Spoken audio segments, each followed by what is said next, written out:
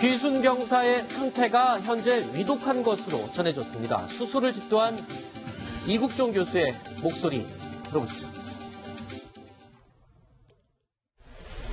내장이 많이 파열됐어요. 내장, 어느 내장이 좀? 되게 많이 내장에 다발성으로 7곳 이상 파열됐어요. 그럼 총알이 내장만. 7곳 이상 맞은 거예요? 뭐 그런 건 아닌데 한 대여섯 발은 넘어요. 총알은 다 지금 제거된 상태인가요? 아니요, 아직 몇 개 남아있어요. 되게 안 좋아요. 인공호흡기로 인공생명 유지장치로 다시 유지되고 있고. 약을 지금 어마어마한 양을 쓰고 있거든요. 약물을. 어떤 약? 감염도 막아야 되고 지금 또 그 말씀드릴 수 없는 굉장히 복잡한 것들이 많아요. 자, 심정수 차장. 네. 지금 조금 전에 아까 몸에서 총알은 거의 다 제거한 것으로 오후에 그렇게 알려지고 있는데 AK 소총 총알 5발 나왔다고 그랬죠? 네. 지금 상태는 어떻습니까? 지금 그 북한군 병사 아까 40여 발 정도가 쏴졌다고 했잖아요. 몸에 박힌 것이 최소한 6 내지 7발이라고 합니다. 팔, 다리뿐만 아니라 폐와 복부까지 그 관통상 같은 것들이 발견이 됐기 때문에 지금 이국종 교수가 우리나라의 총상 최고 권위자임에도 불구하고 굉장히 지금 위독한 상황이라고 하고요.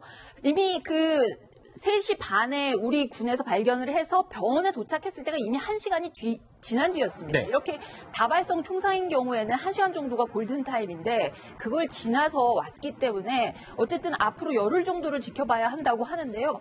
좀 최선을 다해서 이 자유를 찾아온 북한 병사를 좀 어떻게 좀 생명이라도 구해줬으면 꼭 하는 바람입니다. 자, 이 사고가 터지고요. 어제 저희 뉴스탑10에서 이런 얘기를 해드렸습니다. 도끼 만행 사건 이후에 84년도에 소련 기자가 이 망명을 하면서 총격전이 벌어진 이후에 처음이다라고 했었는데 어제 놀라운 사실이 하나 또 공개가 됐습니다.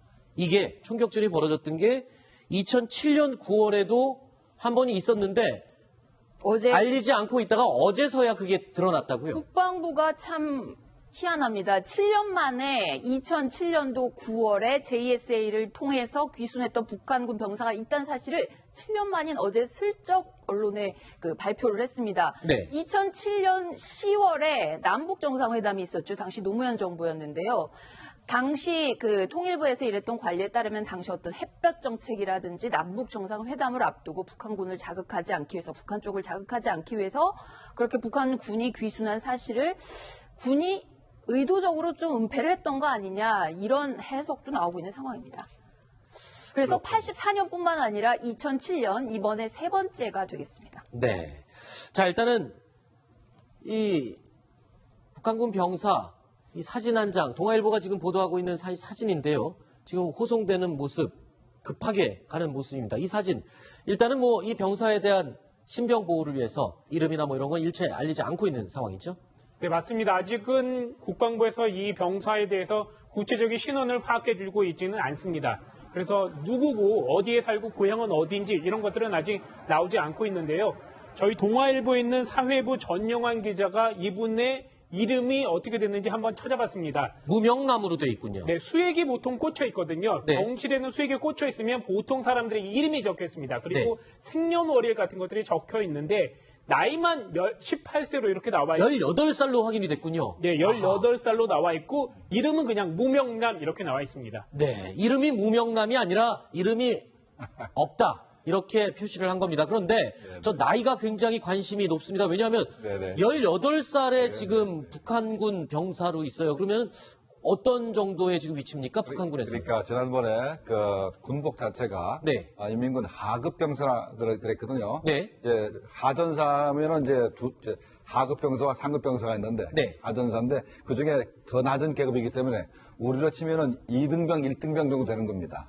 그리고 북한군이 이제 17세에 군대를 가기 때문에 저 사람은 한 1년 정도 근무했을 겁니다. 그래서 저는 처음에 언론에서 20대라 그러길래 20대가 말이 안 되거든요. 20대가 되면은 벌써 상급 병사까지 갔거든요. 네. 그렇기 때문에 조금 언론이 좀 보도가 오버가 됐다는 저는 생각을 벌써 했었습니다. 네. 자, 그리고 또 이번 사건으로 언론의 주목을 받는 분이 있죠. 이국종 교수입니다. 중증 외상 치료 전문인데 한마디로 총상의 전문가입니다. 인기 드라마였습니다. 골든타임. 그리고 낭만 닥터 김사부의 실제 모델이었다고요. 그리고 이 중증 외상 치료라는 분야가 모든 의사들이 다 기피하고 하기 싫어하는 그런 분야라면서요. 네, 요즘은 외과 자체가 의사들에게 그렇게 주목을 받고 그 희망부서가 아닙니다. 희망과가 아니고 대부분 기피과인데요. 이국종 교수는 현재 아주대병원의 중증외상 특성화 센터장으로 근무하고 있습니다. 네. 국내에서는 중증 외상 치료의 전문가로 알려지고 있고요.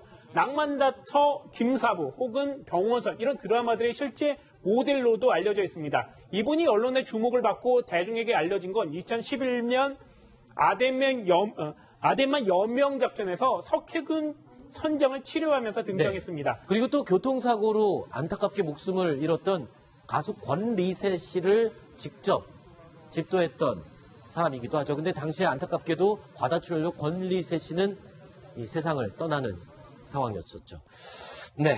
그리고 어제도요, 이국종 교수가 이 다친 병사가 호송돼서 병원에 도착하면 직접 수술을 집도하기 위해서 본인이 직접 침대를 끌고 기다리고 있었던 모습이 언론 카메라에 노출이 됐었어요. 네, 그렇습니다. 그 의사가 뭐 미리 대기하고 있었겠지만 그 너무 다급한 나머지 직접 가서 다른 의료진과 함께 이 병사를 끌고 왔습니다. 직접 침대를 끌고 왔는데 이국종 교수는 사실 굉장히 바쁩니다. 1년에 그 헬기만 200번 이상 탈 정도로 굉장히 바쁘고 그 외상 중증 치료센터에 근무하는 의사들은 1년에 4번 정도밖에 집에 못 갈 정도로 굉장히 경무에 시달리고 있습니다. 그래서 매우 힘들게 보내고 있는데 이번에도 그 북한군 병사를 치료하면서 큰 주목을 받고 있습니다. 네. 제가 좀 첨언을 드리면 네. 뭐 중증 외상 아주 쉽게 표현해서 대한민국에 총알을 꺼내서 살릴 수 있는 분은 저분 한 분이에요. 아, 그래요? 네. 근데 우리나라가 전쟁의 위협을 눈앞에 두고 있는 나라 아니겠습니까? 네. 근데 총알을 꺼내서 그 환자를 살릴 수 있는 분이 저렇게 제한적이라는 것은 이건 엄청나게 말이 안 되는 상황이고 네. 그래서 얼마 전에 이제 우리 국방부에서도 저런 그 전문 인력을 양성을 하기 위해서 네네. 그런 그 어떤 그 중증 외상 관련한 그 프로그램을 운영을 하려고 했는데 네. 이게 또 의학계에서 반대를 또 하네요. 아하. 이제 여러 가지 어떤 그 이해관계가 있겠죠. 네네. 그래서 과연 이 국가 안보 그리고 국민의 생명 또 이 이국종 교수가 만약에 지금 뭐 건강하게 오래 또 이렇게 일을 하시면 참 좋으실 텐데 네. 이제 그 이분 이후에는 또 어떻게 할 건지 지금 네. 확도 없다는 거 아니겠습니까? 따라서 이런 부분을 또 이런 우리 안보 상황 때문에라도 네. 이러한 부분을 빨리 양성을 해야 되겠다 하는 그런 상황이 있습니다. 자, 그리고 어제 이국종 교수의 독특한 모습이 왔습니다. 지금 거수격리하는 모습인데 군 관계자가 이제 떠나고 오고 가면서 이국종 교수에게 거수격리를 했더니 거수격리로 딱 받아줬어요. 그래서 제가 알기로는 명예해군입니다. 명예해군이요. 그리고 또 해군과 또 인연이 깊다면서요. 해군에서 그 복무를 했고요. 실제 군 복무는 해군병으로 했는데 네. 올해 4월에 해군 소령으로 그 석해군 선장의 목숨을 구한 다음에 이제 해군 대위로 진급을 명예 해군이자 대위로 진급을 해줬거든요. 근데 네. 거기에 올해 4월에는 소령으로까지 진급을 해주는데요. 네. 그래서 이국종 교수가 참 겸손한 말을 했는데 병으로 공부했는데 이렇게까지 소령으로 진급시켜준 것만 해도 감사하다. 네. 그래서 마음속으로 대한민국을 지키는 군인이다 이런 생각을 하고 네. 딱 거수경례를 하는 그런 모습입니다. 그랬군요. 자, 수술복을 입은 채로 이 거수경례로 군 관계자에게 인사를 받아주는 이국종 교수의 모습 굉장히 인상적이어서 저희가 마지막 장면으로 한번 살펴봤습니다. 자, 다음 4번째 이야기, 5번째 이야기, 4위, 5위로 꼽은 소식이 준비되어 있습니다. 확인해 보시죠. 이번 귀순 사건으로 JSA 공동 경비구역을 지키는 병사들에 대한 관심이 높아지고 있습니다. 먼저 JSA 병사들은 어떤 기준으로 선발되고 어떤 사람들인지 궁금하시죠? 물어봤습니다.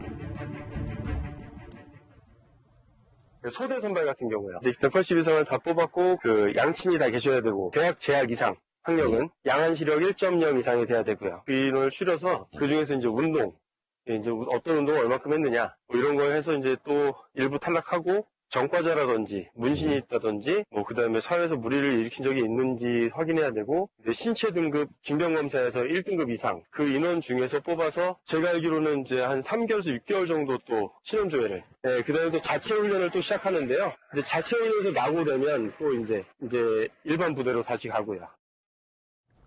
굉장히 까다롭군요. JSA 공동경비구역 요원을 뽑는 데는 굉장히 까다로운 조건이 적용되고 있습니다. 그런데 아까 양친이 다 있어야 된다. 그건 또 무슨 말입니까? 왜 그런 기준이 적용됩니까? 현재 북한군에서도 이제 탈북자가 생기지만 네. 우리 군에서도 이제 월북자가 생길 수가 있습니다. 아하. 그래서 부모가 있고 뭐 그다음에 그 형제가 많고 그러면 네. 이렇게 월북할 가능성이 낮기 때문에 아하. 양친이 다 계셔야 된다는 얘기고 그다음에 네. 이렇게 그럼 체력 훈련을 심하게 하느냐면은 네. 우리는 권총만 가지고 맨몸으로 이제 북한군을 상대해야 되는데 네. 북한군은 그 AK 소총이나 중화기를 가지고 있지 않습니까? 네네. 그러니까 상당히 사격수도 뛰어나야 되고 네. 체력적으로도 강하지 않으면은 네. 북한군을 상대할 수 없기 때문입니다. 네. 실제로 그렇습니까? JSA 요원들이 체력적으로나 모든 면에서 우월한, 월등한 병사들로 구성이 되나요? 거의 특수부대 훈련을 다 받고요. 특전사 급의 어떤 그런 체력 훈련과 신체 네. 이런 것들을 가지고 있는데 네. 제가 그 3주 전에 이제 저기 갔을 때 저를 안내하던 그 병사 상병이었는데 네. 자네는 그 사격 그 권총 이제 가지고 있으니까 네. 사격 나 쏴보니까 잘 안 되는데 어떻게 해봤냐고 하니까 정말 자주 쏜답니다. 네. 사격 훈련을 아주 많이 하는데 자기는 평균 20발 쏘면 그 25m 타겟에서 17발 정도 만든다. 아하. 근데 대부분 다 그렇답니다. 아하. 아마 권총 사격 해보신 분들은 25m에서 17발이라는 게 얼마나 대단한 걸 잘 아실 겁니다. 그렇죠. 그 정도의 어떤 실력을 가지고 있다. 그럼 네. 눈은 왜 줘야 되냐? 선글라스 끼고 있지 않습니까? 네. 근데 눈 나쁘면 선글라스 끼면 앞이 안 보일 수가 있죠. 네. 그런 문제들. 그리고 왜 또 그 학력이 또 줘야 되냐? 네. 외국인들이 많이 옵니다. 네. 외국인들에게 영어로 응대해야 될 경우도 있고. 그래서 정말 어떤 그 인성, 어떤 그 실력, 지적인 능력, 모든 실력. 것이 최상위. 그리고 또 선택에서 옵니다, 자신이. 아하. 그런 문제들. 그래서 알겠습니다. 정말 대단한 사람들이다. 뭐 이렇게 이야기를 자, JSA 병사가 되기 위해서는 타고나야 되고 선택받아야 하고 훈련까지 받아야 된다. 이런 얘기가 나오고 있는데 그 훈련 강도는 도대체 어느 정도인지도 물어봤습니다. 많이 강하죠. 예. 이제 자체 훈련 같은 경우는 이제 처음에 이제 교대 생활에 대한 훈련을 받고요. 여러 가지 이제 접해보지 못한 무기들이 많으니까 그 무기 훈련을 하고 체력 훈련을 많이 합니다. 훈련 수준이 미군 레인저 애들이 와서 레인저 테스트를 보면 여기 있는 인원은 80%는 패스할 거다라는 정도로 많이 해요. 네, 미국 레인저 애들이 와서 레인저에서 교육을 시켰거든요. 레인저 부대 하면은 우리 뉴스탑10 팀에서도 여러 번 소개를 했던 그러니까 주한 미군이 북한에 만약에 상륙할 경우에 참수 부대가 목표 지점까지 갈 수 있도록 길을 뚫어주는 그런 역할을 하는 엄청난 부대가 레인저 부대 아닙니까? 근데 레인저들 훈련을 80%를 통과할 정도라고요?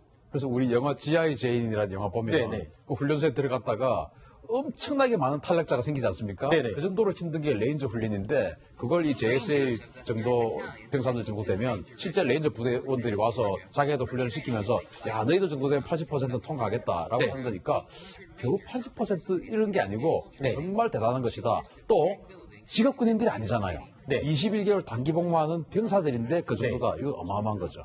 그렇군요. 자, 그러면 이렇게 특별한 조건과 전투력을 가지고 있는 JSA와 바로 코앞에서 눈을 마주보고 있는 북한의 공동경비구역 병사들 어떤 사람들로 이루어져 있습니까? 네, 북한도 마찬가지입니다. 네. 북한도 최전방에 휴전선 근처에는 20개 대대, 그러니까 민경대대가 20개 있습니다. 그 자신이 전부 다 대부분 다 평양 출신이고 네. 또 평양에서 아버지 어머니가 그 상당히 그 당이라든가 군이든가 내각에서 이 고위직에 있는 그런 자식들이 주로 이제 뽑혀오는데 다른 그 병사들은 뭐 10년을 꽉 채워서 네. 군생활을 하지만 이 사람들은 한 2, 3년만 열심히 근무하면은 대학으로 가든가 아니면 다른 그러니까 그 강건 군사종합학교라든가 이런 상한학교를 발탁돼서 가기 때문에 상당히 신분이 좋고 혜택이 많습니다. 네. 자, 일단은 까다로운 과정을 거쳐서 선발되는 JSA 요원들, 이 남북한 병사들이 바로 코앞에서 눈을 마주치면서 근무를 하고 있는데 그렇다면 영화에서 나오는 것처럼 혹시 어떤 대화를 나누는 경우는 없을까 물어봤는데요. 이런 대답이 왔습니다. 북한 쪽 병사들도 저희처럼 이제 훈련을 많이 받고 이제 그 사상적으로 특출한 사람만 뽑아오잖아요. 네, 그렇지만 걔들도 남쪽 사회에 대해서 아는 사람들이 굉장히 많습니다. 이 남쪽이 잘 살고 우리가 그 윤택하게 산다는 걸 아는 사람들이 많거든요. 저희가 뭐 직접적으로 걔들이랑 대화를 하진 않지만 이제 걔들이 일방적으로 저희한테 얘기하는 거를 들어보면 어느 정도는 우리 쪽 언론을 접하지 않는가라는 생각이 들 정도로 뭐 이제 저희 우리나라에서 나는 굵직굵직한 사건들 있지 않습니까? 저희랑 거의 동시간대에 알고선 저희한테 얘기를 하더라고요. 저희는 뭐 국가보안법이라든지 그 정전협정에 따라서 저희는 대응을 못하게 돼 있죠. 네. 공식적으로는 대응을 못하지만 영화에 보면 보이지 않게 살짝 대화도 나누고 하던데. 조금 말이죠. 우리 저 병사가 네. 좀 잘 몰라서 그런데. 아, 그래요? 네. JSA 근무자인데요. 네, 한 가지는 이제 네네. 잘 모르는 겁니다. 네. 그 북한군 병사들이 우리 국내 상황을 아는 것은 네. 딱 그것만 가르쳐 준 것이지. 아, 그것만 가르쳐 준 우리 것이라고요? 국내 사정에 대해서 아는 게 아닙니다. 왜냐하면 네. 그 북한군 병사가 우리 병사를 마주칠 때가 있기 때문에 네. 심리전을 하기 위해서 아. 너희들 막 세월호 물에 빠지지 않았냐, 너희들 나라도 아니다 이렇게 얘기할 그런 그 소화제거리를 이제 가르치는 것이지 우리 국내 정세에 대해서 아는 게 아닙니다. 우리 군 아까 그 현장에서의 대응은 네. 굉장히 잘했다는 말씀 아까 저기 신인균 대표님이나 다들 해주셨는데요. 네. 근데 어쨌든 이번에 자유를 위해서 찾아온 이 귀순한 이 병사를 향해서 총격을 한 거, 특히 AK 소총 탄환이 그 몸에서 발견됐다고 네. 하거든요. 그래서 이런 부분들은 정전협정 위반이기 때문에 앞으로 우리 정부가 어떤 식으로든 북한의 이 부분에 대해서는 확실히 이의 제기를 해야 될 것 같고요. 오늘 송영무 장관 역시 국회에 와서 북측의 이 부분에 대해서 문제 제기를 할 것이고 법적인 조치까지 그렇죠. 검토하겠다고 얘기를 했습니다. 네. 앞으로 사실 어떤 대응을 할지 네. 우리 정부가 그 부분도 굉장히 지켜봐야 될 대목입니다. 지켜봐야 되겠죠. 그러니까 지금요, 우리 군이 어떻게 대응했는지를 잘잘못을 따지는 것도 중요하지만 정전협정을 위반한 무기를 소지하고 실제 발표했고 이런 정전협정 위반을 계속 저지르는 북한에 대해서 좀 빨리 잘못을 지적하고 따져야 될 때가 아닙니까? 네, 그렇게 지적을 해야 됩니다. 그러나 네.